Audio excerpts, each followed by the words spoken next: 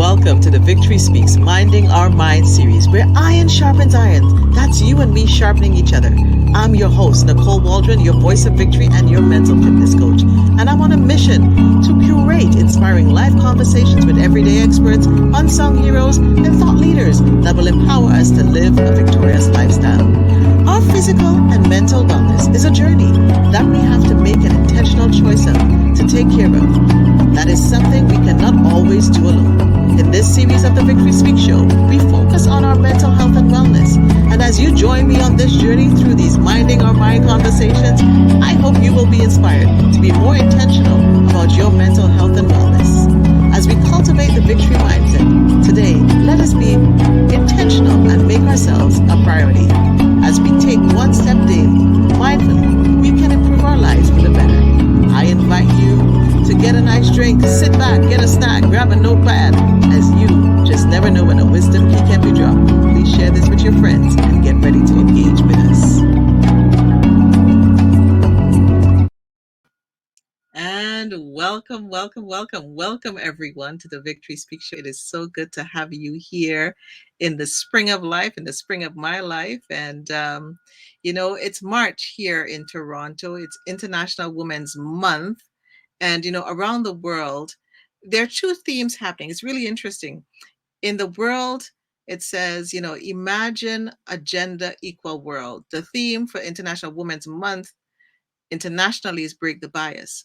And the theme for women in Canada is women inspiring women. And that's a Canadian theme. So what more fitting title than we can have tonight than Woman, You Are Enough.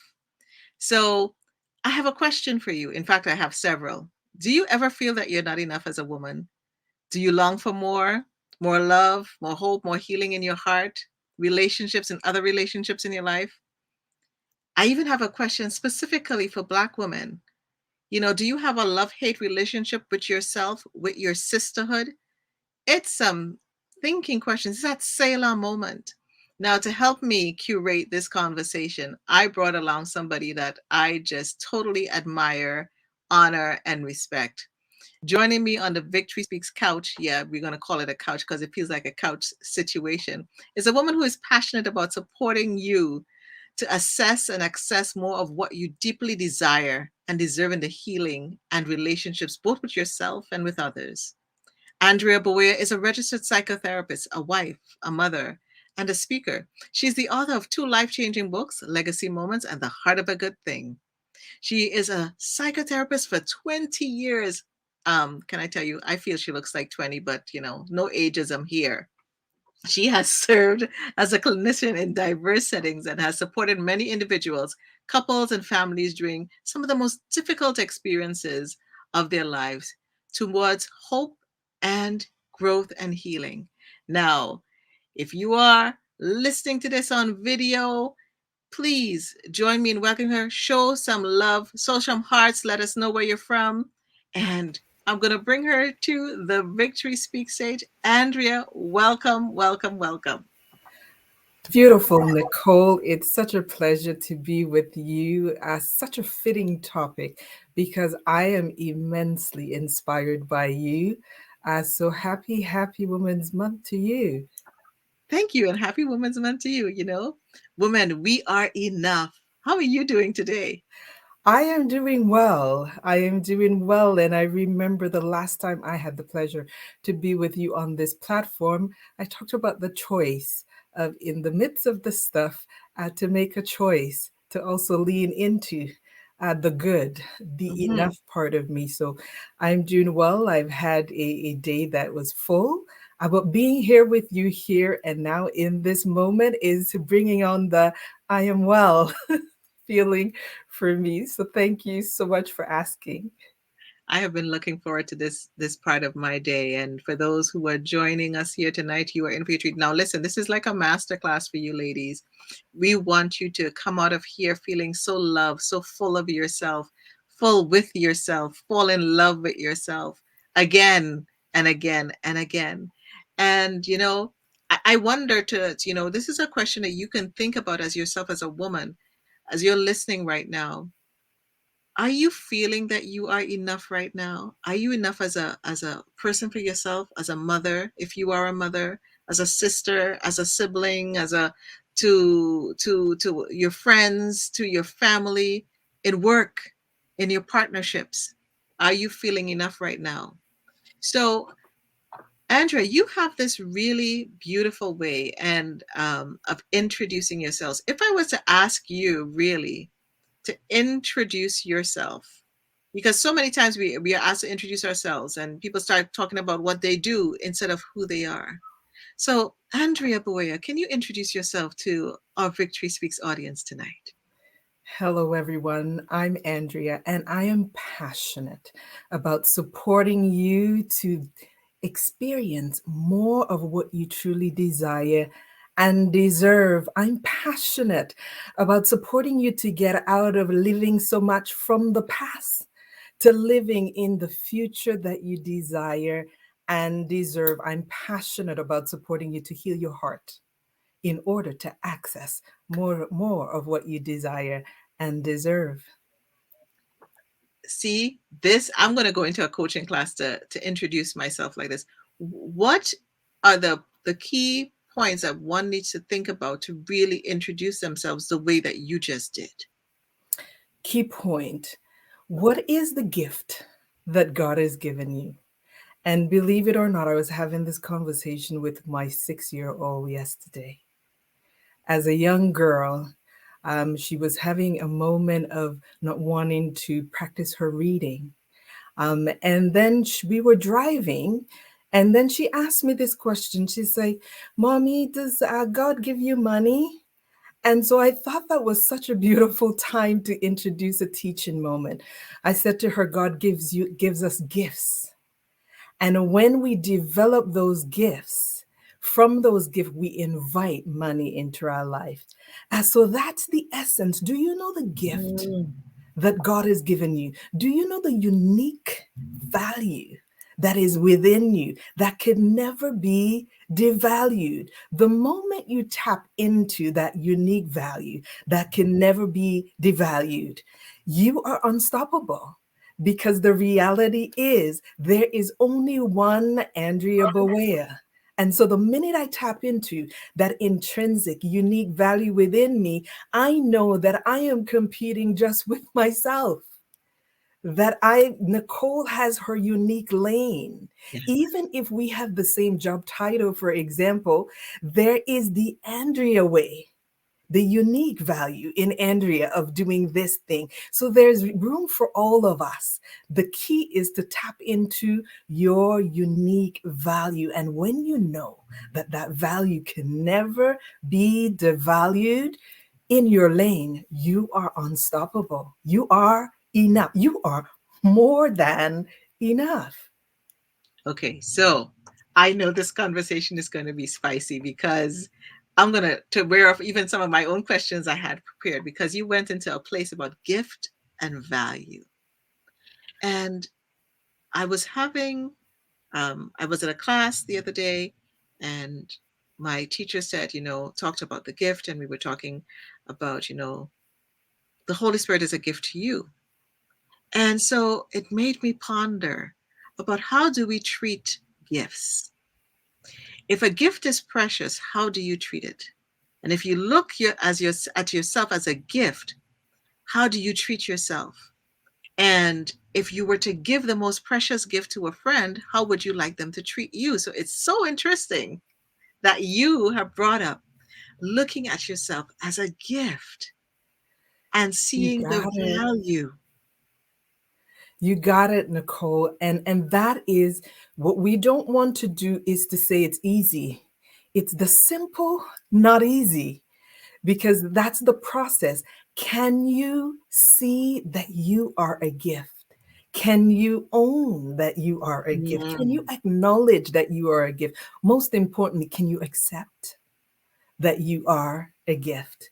I can't begin to tell you how many people that I serve as a psychotherapist, and it brings up the greatest compassion in me when I invite to enter into affirming the unique gift in them. Sometimes that process is difficult because the internal storage has long said, I'm not enough.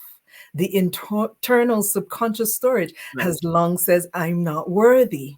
And so now when there is an introduction of this truth, it's a truth that seems to be not true because the internal subconscious is now creating this tension. So, if we can practice acknowledging and importantly accept that you are an incredible gift, you are a unique gift, you are the perfect you, that becomes the benchmark now to show up and now express that gift. But before you acknowledge, we can't give what we don't have.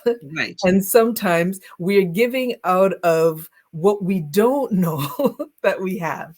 Got it? So showing up to acknowledge that I'm a gift. And that might take a while for your brain to accept fully.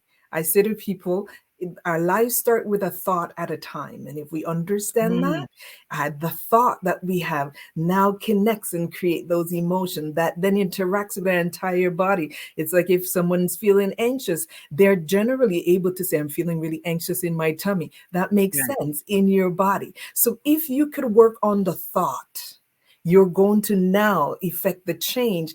And don't worry about the belief for now. Let's see that as another process. The more I work on the thought, the more my body is going to participate in believing it. So if I say to somebody, you are awesome, they're like, I don't believe that. I say, Right. I got it. Let's just practice the thought for now. And we're going to hold on for the belief to come, because once we practice the thought, then belief is inevitable. What you bring to mind there is, I remember Dr. Carolyn Leaf teaching about the brain, and when the negative thoughts come, it starts forming like thistles. And I remember her showing this illustration with the branches, and it's like these negative thoughts start coming, but when you rechange it with the truth of really who you are, because that's the truth, the positive thoughts, you're awesome, they start to come away, and it changes. And I think people don't realize in neuroscience that your brain can change. That's what makes your thought change. That's what makes mental illness not a mind disease but a brain disease, because there's something changing physically in your brain that's Right, happening when you change your thoughts. This, right. yes, yes, So good. Dr. Carolyn Leaf is so awesome in the way that she explains the neuroscience and really bridging it with faith, understanding. So good. It's such a fundamental key, because depending on where most of us started, where we were groomed, where we grew up, mhm, there is this lack of permission to truly affirm self. There's lack of permission to show up and say, I am awesome, I'm gifted, I'm unique. And there's a fine line between arrogance and confidence. And most of us know the difference. But when we're showing up balanced, saying, I'm mhm. awesome, I'm a gift, I'm enough, someone, depending on where you grew up, would say, girl, your head big. You're not humble. But what we're doing is really coming against what we truly need as a DNA within us, because Dr. Carolyn Leaf, I believe, does some really good teaching on this also, about how from this thought and the impact that it has on our body, Mhm. it affects us down to our DNA. So the Yes. question is, as you're having a thought, is this what I want my DNA to look like? That's a good association. Wow. And if that's not what you want your DNA to look like, then hold every thought captive is a really good scripture. Oh my And gosh. then reframe. So I'm awesome is a pretty good DNA. I want that. Yes. I'm good enough. I'm enough is a pretty good DNA, because when I look up my daughters, that's what I want to transfer to them generationally. So sometimes you know, my hand go up first. It's harder for most of us to show up just for ourselves sometimes, Yes. because we're still battling with Yes. some. Yes. But if when we bring the kids that we love in the midst, I might not do it for me, but I'm going to do it for the kids that I have, the little girls that I have in my life that I love. Accepting that thought, practicing that thought that I am enough, the power that it has to translate to the next generation in your life should move you on another level. And this is what uh, makes affirmations work. Because Right. people think, you're just saying stuff. There is something that is physically happening as you start to say it. It's changing your system of belief, if I am hearing you correctly. And then if you add the visuals to it and you start changing your belief system from the truth will set you free. So if you start believing what is true, it starts working naturally in who you are, and you stand in the truth of who you are, because you move away from the lie of the unbelief, or the of what you really are created to be, a gift, someone unique, someone special. And then as I listen to you, woman, and you said, she thinks she's too this, I had to go into my little Trini accent there. You think you're too much of yourself, you think you're too full of herself, she's too cocky. Women not feeling that they are enough. This narrative, how, like, when you look back and you talk to the different women that you meet, what is the challenge? What are some of the biggest challenges women are facing to really step into the fullness of their enoughness, if I can frame it that way? Oh, you can make up a word, and that's good. That's really good.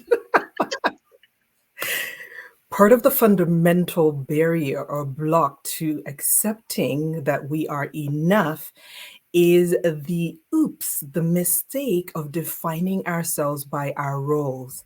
I don't know Mhm. about you, Nicole, but if I were to think about myself as the role of a mom, I've dropped the ball Yes. enough times, more than enough times than I want to maybe admit. If I think about myself in the role as a wife, I've missed the mark. If I think about myself in the roles, we're all becoming, we're all growing, so we're Mhm. going to fall. It's the issue is not that we fall, but have the awareness to rise again. Mhm. There's a scripture that says it this way: the lovers of God fall many times, but they Mhm. rise again. The call, or the effective, the solution, the good, is to shift your attention away from your roles and truly lean into that unique value.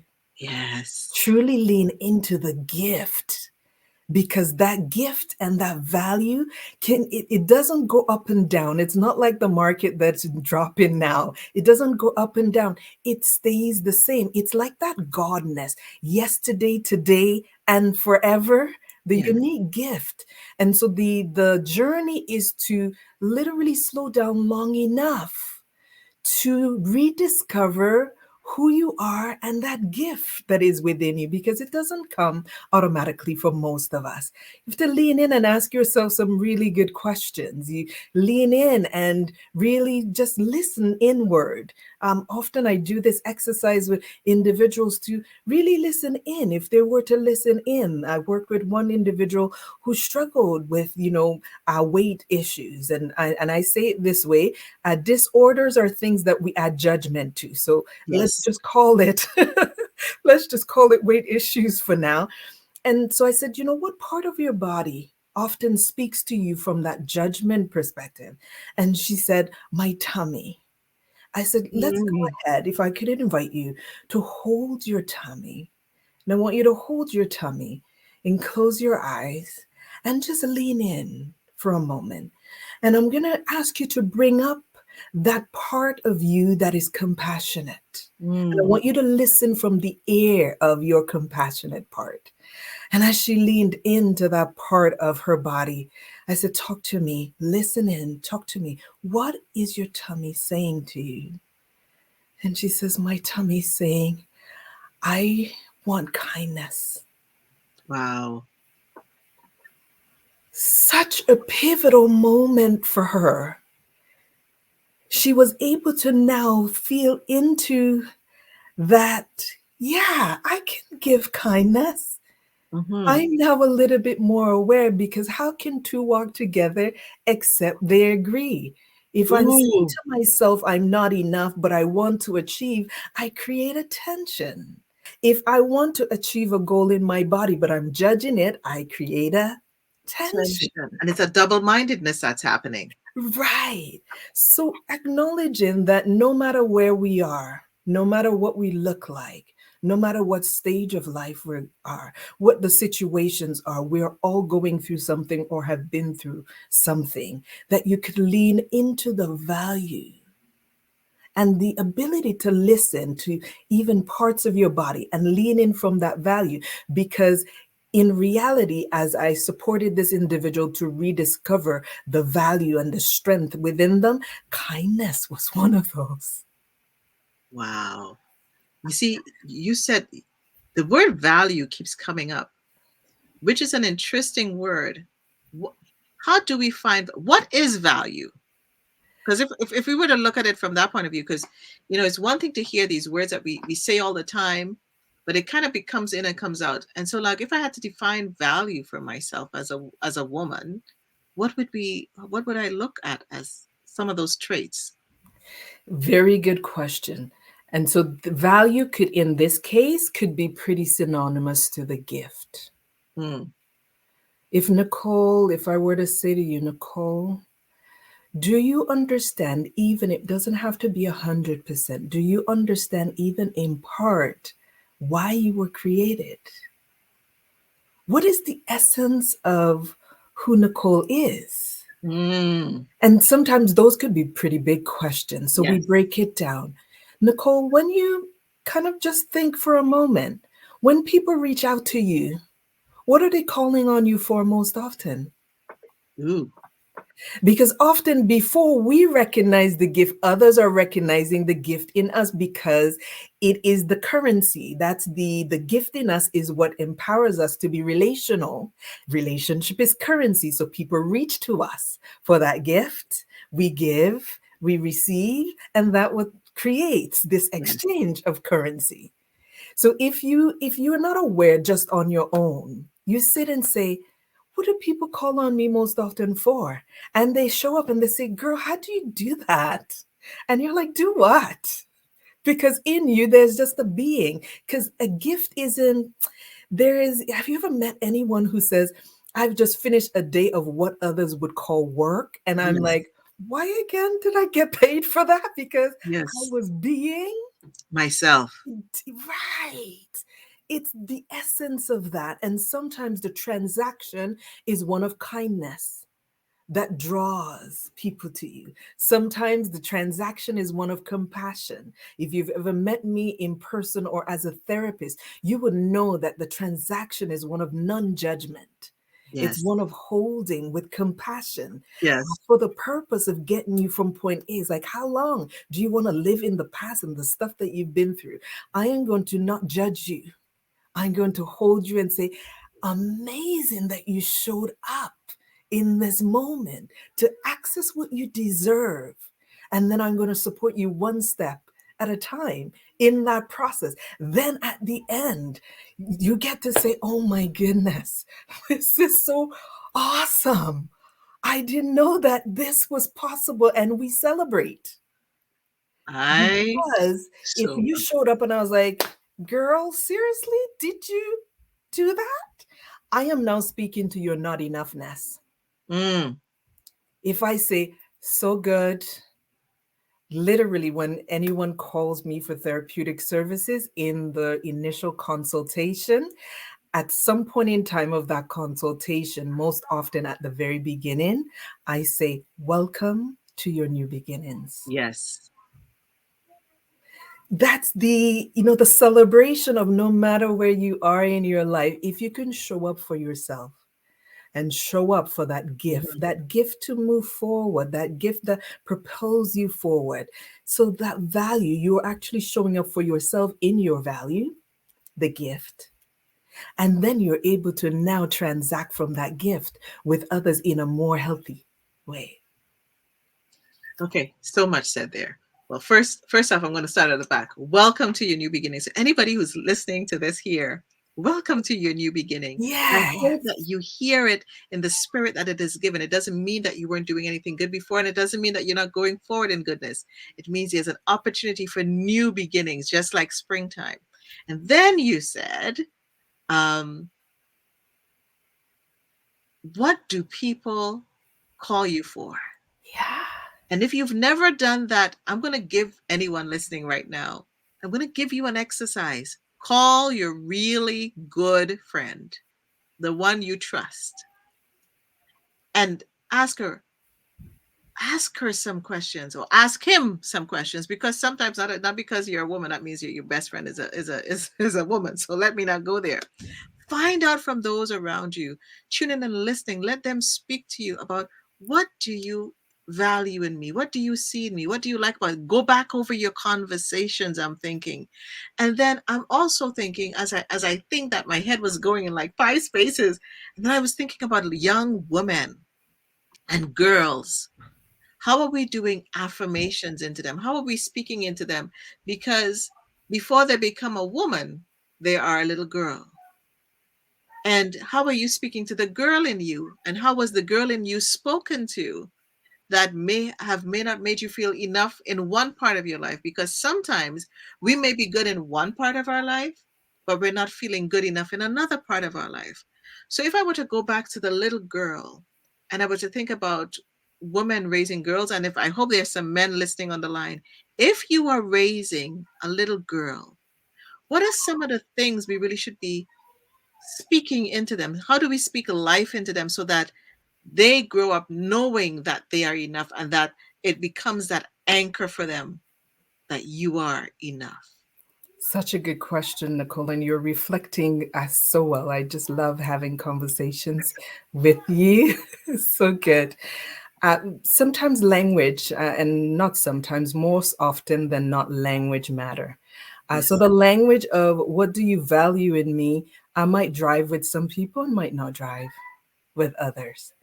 A more maybe bring it down one notch is what do you admire about me?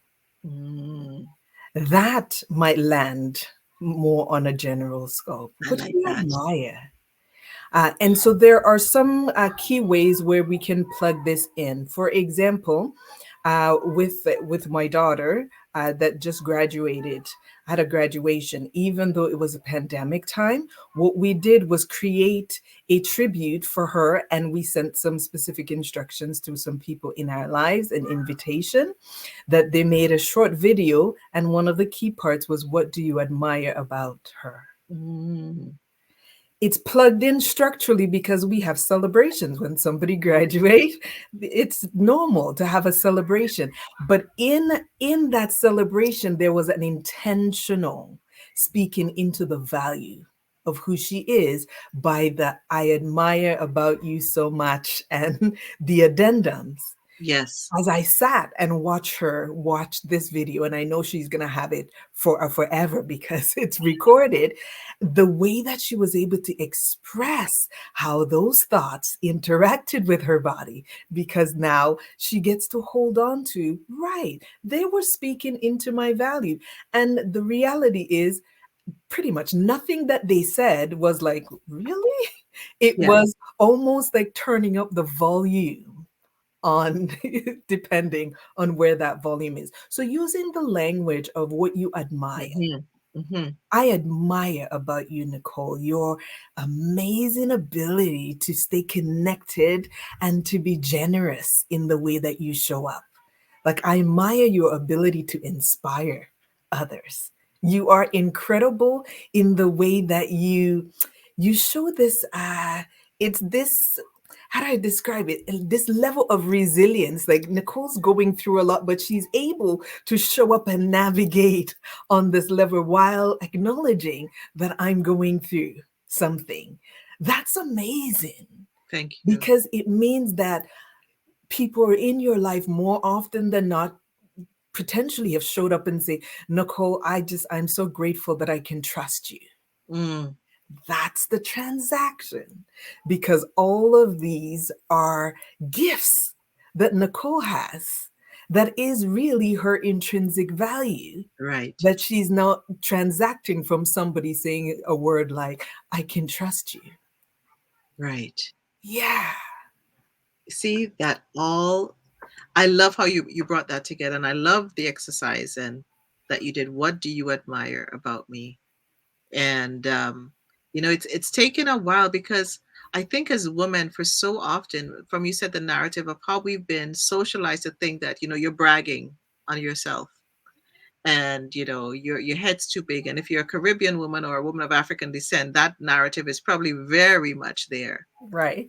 And it makes me also think, I wonder, is this why women tend to compete against each other and not really understand that we don't have to compete in this space from that really competitive, it's so great to have competitiveness, but from the place where we sabotage each other instead of lifting each other up? Because you made reference to early in the conversation that we can be both in the same job, but we have our own frequency, we have our own lineage, we have our own people that we refer to, and sometimes they may cross reference, and it's all good, because you know what, all the blueberries on the tree come up together, and somebody's going to get one bunch of blueberries, somebody's going to get another bunch of blueberries, but it's all blueberries when you come down to it, and it came from the same tree. I'm going to start speaking a sermon here. Let me just leave that You're blueberry doing so alone. good.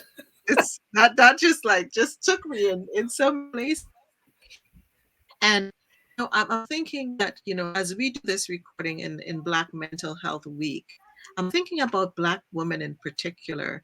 And for those of you who don't know, in March, the first Monday in March in Toronto, they have curated the Black Mental Health Week. And as I think about it for Black women and in International Women's Month, where, women inspiring women, I find that, let's have a real courageous conversation here, that Black women sometimes tend to not always support each other in spirit and in truth. And that comes from somewhere. How can we, or what can you suggest to help Black women really come into that space of, it's okay to support each other without this Such a negative good space? question. You know where And I'm going. so You know where the I'm going. no, you're reflecting on this so well, and it's such an important question. Coming back from an awareness perspective, removing the judgment, I want to maybe reflect to you, Nicole, that often competition is really the face of comparison. Ooh, And so, if we that's were to good. track it back just a little bit, Nicole, if we were to go with this thought or concept that we started, that it begins with a thought.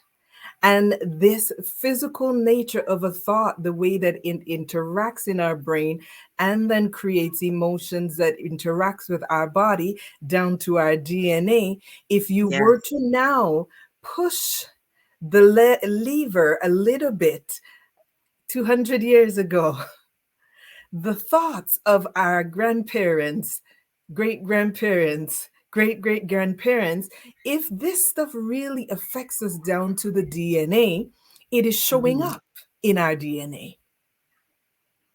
So the destructive thoughts, the fight against oppression, the yes, slavery legacy, the scarcity mindset that was enforced given the cultural time is now in our DNA.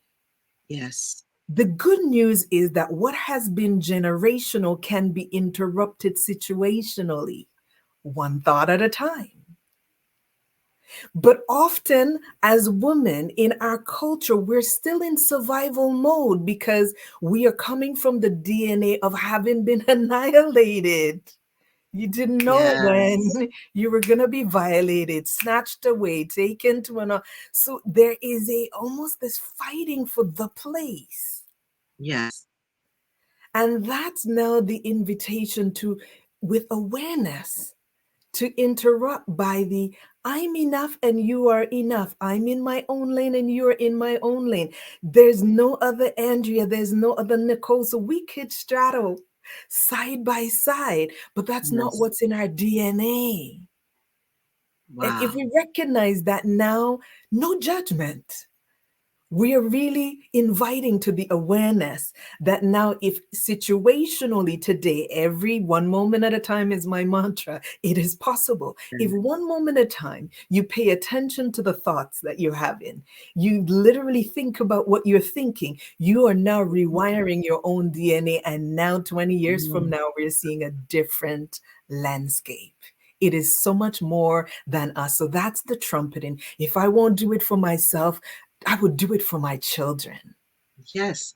And not just children, because what I hear is that when we come into the awareness of what we're doing and who we are and our lineage and our history, and we make conscious decisions to make the choice and interrupt it, we can come into this awakening that can create a change. Yes. Oh my God. This is Yes. this is so, this It is is so good. This is so possible. good. So, It because is when we possible. think about the level of stuff that we've all been through, that could, my hand go up first, it could depress us in 2 seconds. Yes. But if you Because think about the the brain one is so step at a fragile. time, Yes. yeah, Go ahead, Andrea. Go ahead. I was saying that thank you. If we think about the one thought at a time, the one moment at a time, Mhm. I even reached out to a friend of ours this Sunday because I happened to log on to Bishop Jake's sermon. And literally, the moment I logged on, I heard him say something to the tune of generational. And literally, I had to log off because my brain started. I really don't even know the context It of the was so good. sermon. But It then was I good. literally sat down and said, right, this generational stuff, because God is a generational God. But Mhm. how we are going to access this is by really showing up here and now, each situation at a time, each Yes. situation at a time. And I think, women we have a lot of healing to do. Black women have a lot of healing to do. And then, when I see this, I almost like creating a series in my head. I'm like, oh my God, what have I got? I haven't opened a box here, a Pandora's box here, because I think about the conversation. I think about the history of Black women. And then I think about Black women relating to women that are non-Black, right? And understanding why we all show up differently, understanding the disparities in the way that react to one another, and then why one woman can not feel enough um, of themselves. I know, a friend said to me today when they heard the theme about women inspiring women, they said it's a great theme, and it's a great time to talk about it. But sometimes when these themes come about, they're not always talking about, sometimes it's made to feel like it's talking about all women. But when we start seeing the narrative and the visuals, it's not speaking to all women. And I am finally grateful in some ways that we're seeing more of the diversity of women coming out more, not just about race, but about culture, about where they come from, about their experiences in life. We really need to really sit down as women and look at each other, as you say, from that compassion and from that heart of love. And as I hear it, when you don't know the value of something, the value of the gift, you will abuse it. So, which takes me into the space of, woman, you are enough. And when you do not believe that you are enough, you will first abuse yourself and Mm. then go into abuse. And so, as I think on that, what are some of the red flags for myself as a woman that I should probably be alert to when I Mm. don't recognize myself as the gift and the valuable gift I am, that may cause me to abuse myself and cause me into abusive relationships, whether it's at home, at work, with friends? Such a good question. And the word that you're using right now could be a trigger for some. And so if Yes. you're being triggered right now, just lean in to the gift. Just hold Mhm. yourself in that moment. Often I ask individuals to just place their hand on their heart and to recognize that it is an organ that has been working diligently for you. Mm. It's the aliveness of who we are in essence that just brings this awareness that, right, what is pumping through your heart right now is pumping through your entire body, that is Mhm. keeping you alive. And so you can lean into the rhythm of your body if you're being triggered and feel into that part of your body that is overactivated and breathe into that part of your body. And so, if we could rewire the wording, what you're in essence saying, Nicole, is abuse. Yes. Abuse. the abnormal use of something when the middle ground, in terms of awareness and understanding, appreciation, and honor, is lacking. Because Yes. if I don't understand the thing, I will abuse it. Abnormal use of yes. Right. Yes. And so the when we don't understand who we are, Mm. we abuse ourselves. And then, because relationship is currency and none of us could survive without it, we now send out the frequency of that abuse. So let's say that I was a blender Okay. in my makeup, but for whatever reason, I don't understand that I'm a blender and I put me on the stove. Mm. That is an abuse. The Yes. consequence of abuse is the destruction of oneself. Because soon enough, that blender is not going to be purposeful in its Yes. design purpose anymore, because Yes. once it starts burning, the electrical internal system goes haywire. And if I now recognize, ooh, something is burning, it then becomes so much more difficult to then rejig. That's where the internal work of healing becomes so critical. And so the how we know that we are in a space of not only being abused by others, or but abusing ourselves, is by the transaction of relationship that we have both with ourselves and with others. Are you able to show up and affirm yourself aptly on a daily basis? For example, if you have the awareness that our stress response is highest typically in the morning, and I like to say, whoever, I'm going to find out whoever invented the alarm clock, bless them, bless them. So we wake up and most of us are, oh my goodness, what time is it? Like, what do I have to Yes. do today? Am I late for the kids? We get up with that cortisol level at its highest.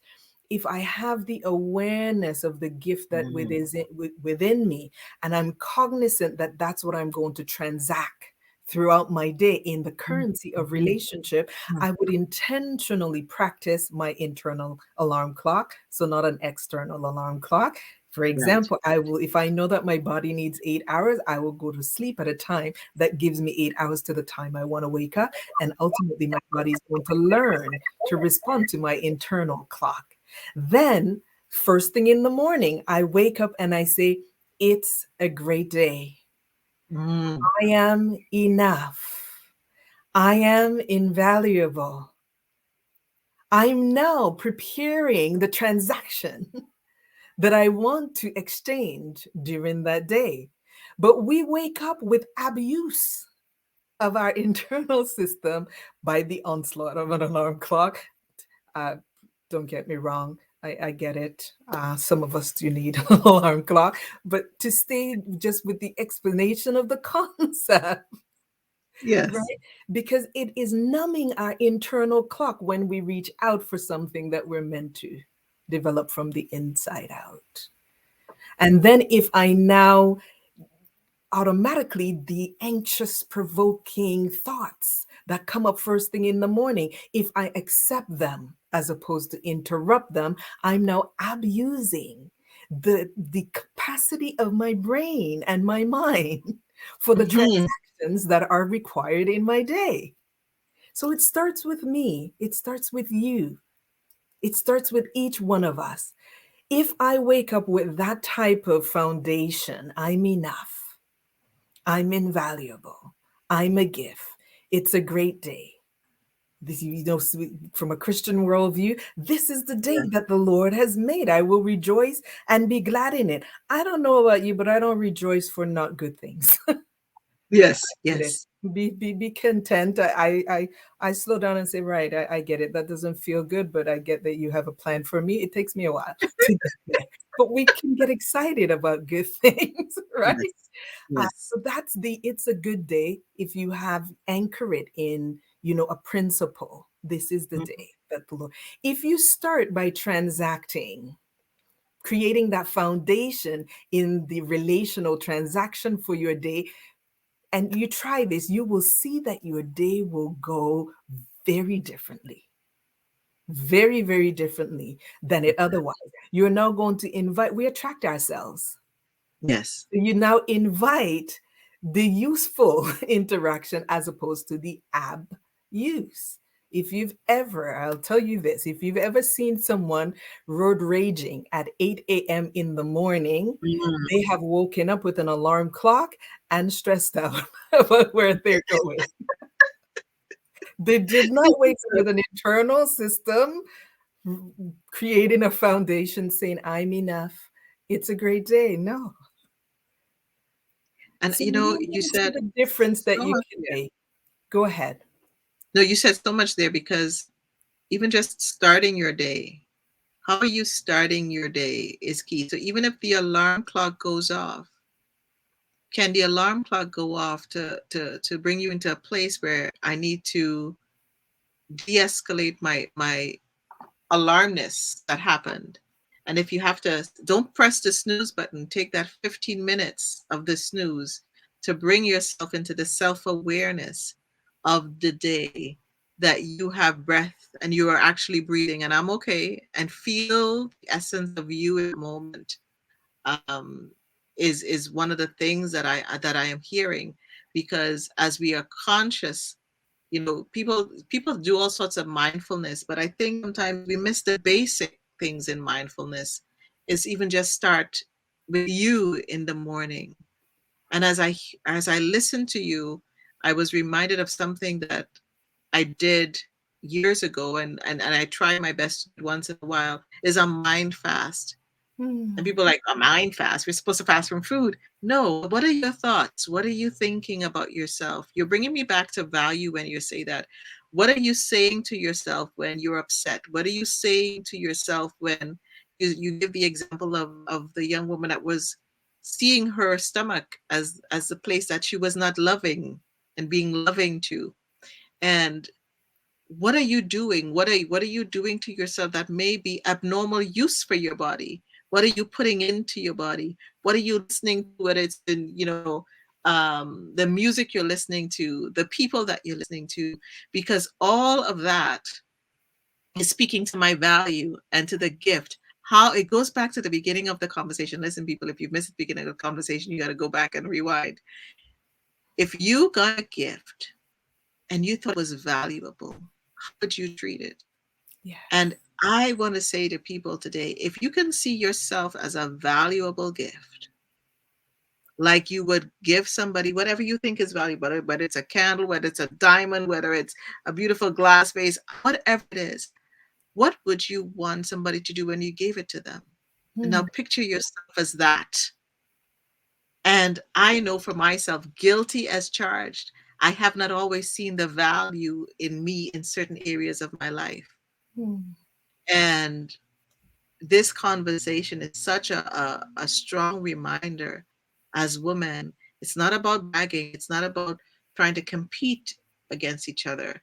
It's about sister, lift another sister up. It's about fixing the crown on another woman's head when it's a little off balance, and being conscious and aware and gentle with yourself and being Hmm. compassionate with yourself as a woman. And as a woman, as we start to wind down this conversation, we're going to have a part two. I know this because this is a huge topic. Like, I think if we go back and even us listening to the two of to this, we'll find topics that we need to come back and really drill into. Because when a woman finds the essence of who she is and recognizes that she is enough, Hmm. she will treat herself with this kindness and this gentleness and this grace, and then it will infiltrate to those around her, Yes. um, no matter what comes at her at life. And if I were to ask you, Andrea, um, as a woman Hmm. now, um, what would you say to your younger self?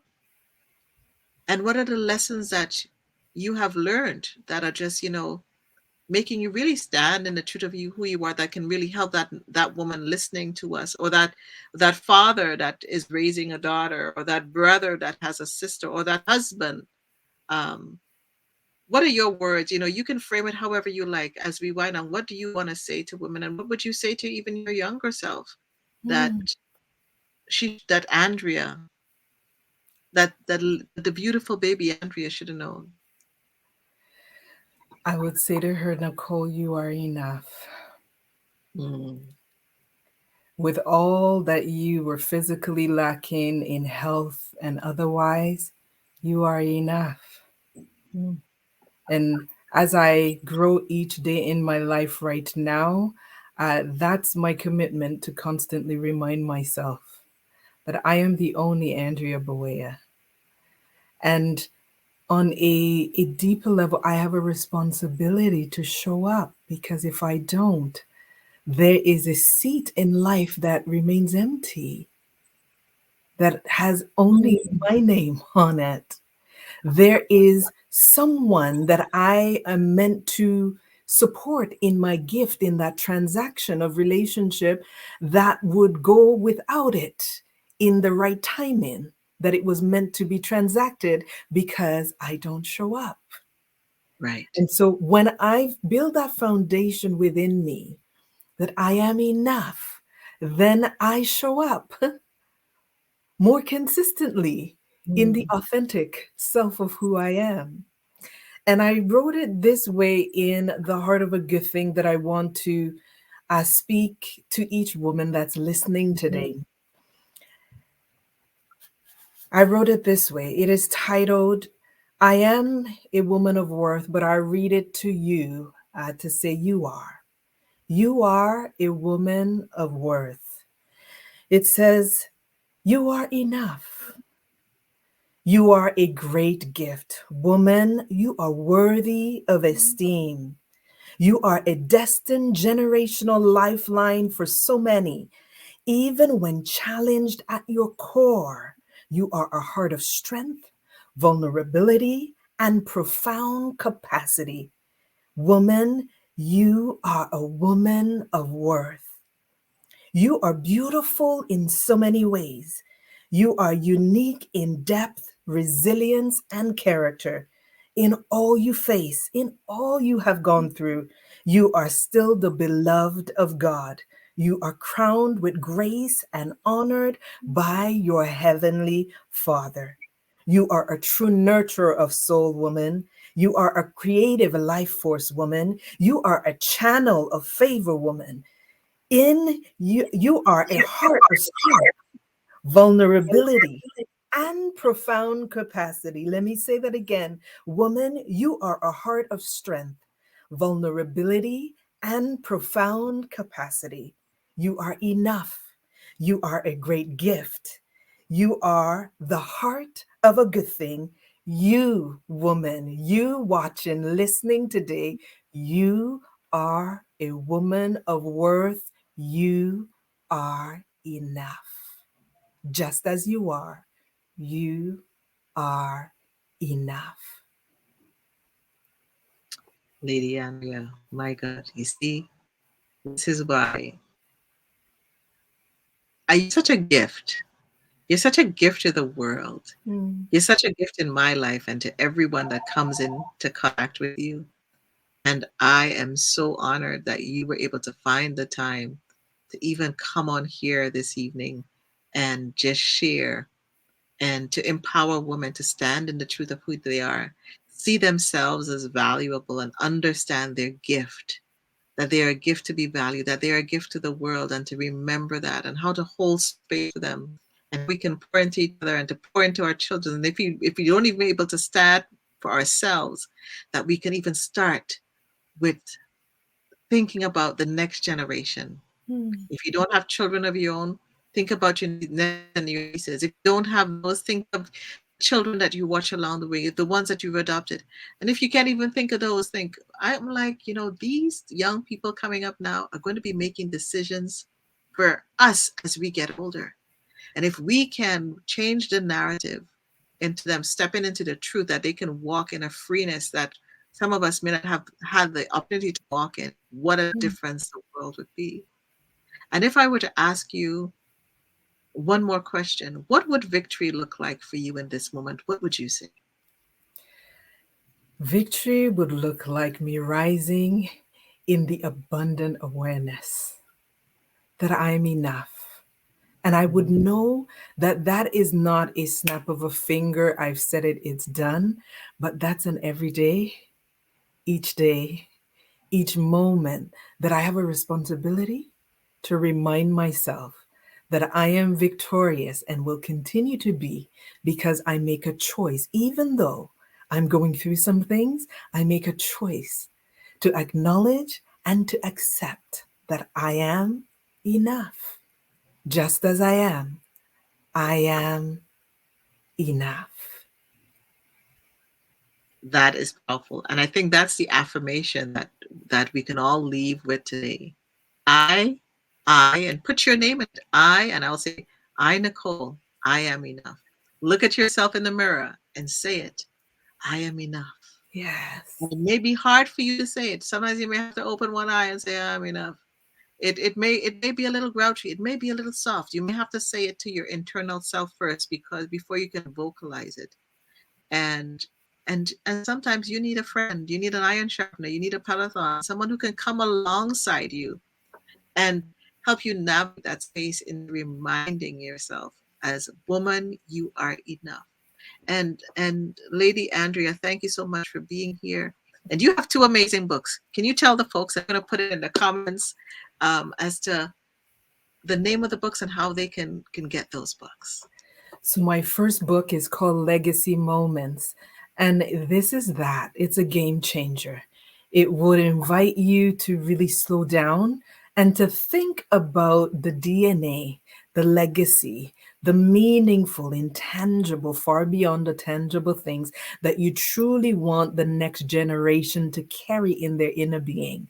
And so in this book, I redefine legacy from that perspective and really invite you to see that if you truly take this time to document, to write what God has given you, to deposit in the next generation. And granted, that is the part of you now showing up first and foremost, understanding that you are enough and you are equipped to now deposit what God has given you into the next generation. So there are, prompts throughout this book that invites you now to write from your heart. And then your son or daughter, niece or nephew graduates from school, this becomes part of their gift.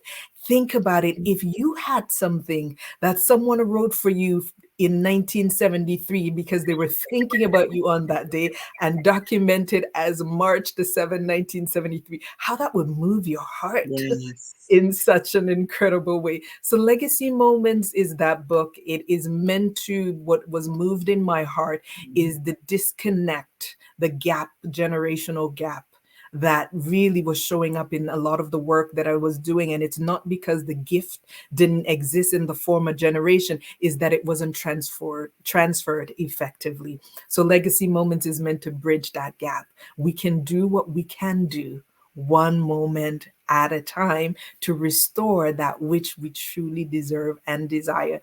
And then the heart of a good thing, it is a masterpiece for restoration in your heart and relationship. If you have ever wanted to truly heal your heart, but has wondered, where do I start? Lack the permission to start, taboo, seeing a therapist, this is your resource. You pick up the heart of a good thing and you will experience the healing that you deserve, first in your heart, starting with you, and ultimately in the transactions, relationship transaction, whether it's with friends, with family, or in marriage. The heart of a good thing is your roadmap to healing and bold love in your relationship with self, others, and in marriage. Thank you, thank you, thank you. And people, pick it up. Go to Amazon and pick it up. I thank you for entering into this special place that we curated for you, just for you today. And as you get ready to leave this space, I want to leave you with a few tools, things, thoughts. Be intentional in cultivating a victory mindset, so that you'll be victorious in living that wellness, that revolution for yourself. Reflect. What is this day saying to you? What are you saying to yourself? Can you see the unique beauty that is in you, that Mm. who you are? For this is a day that was just made just for you. Can you see? Can you see it? Can you embrace it? Can you see the spring moments in the winters of your life? Just like the seasons change every quarter, there are times that the seasons of our lives can change in any given day. And so I want you to sit back, pause, go back. Sharing is caring. Share this live with your friends. Share it with another woman. Share it with a father. Share it with a brother. Think of the victory moments in your life. Bloom where you're planted. When you get through those winter seasons, you will also know that there's a spring. I want you to think on Mm. something, even in a cloudy day. Think of yourself in an airplane. And if you've never been in an airplane, let me give you a visual. There's always sun above the clouds. Always sun. There's always light above the clouds. Every day, we have the opportunity to reset, recalibrate, and rejuvenate. Utilize this day, this moment. Sailor, pause. Carpe diem, seize the day. Speak victory over your life today, even if you cannot fully see it. Life and death is in the power of the tongue, people. What are you speaking to yourself and what are you speaking to others? I hope that in this new season of new beginnings, that you will be filled of lots of victorious moments which you can see and embrace, which ultimately at the end of it all will be a victorious new year. Thank you for tuning in. Every day, seek to have an inspired conversation with someone you love, someone you meet along the way. Your conversations can be inspired by your truth, your love, your story. Make sure they're meaningful. It can even just start with a smile. Even if you're wearing a face mask, people can tell if you're smiling. And I'm going to leave you with this quote. Don't see yourself where you're at. See yourself where you're supposed to be. See yourself in the future, a woman who are enough. For without the vision, the people perish.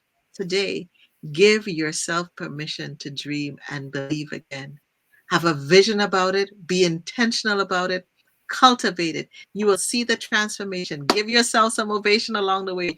You will be restored as you rest. In order for it to happen, yield to the process. If you want to see this live again, go to Victory Speak 7 on YouTube. Be sure to subscribe. And we're going to leave you with a Victory Speaks video. And we say good night.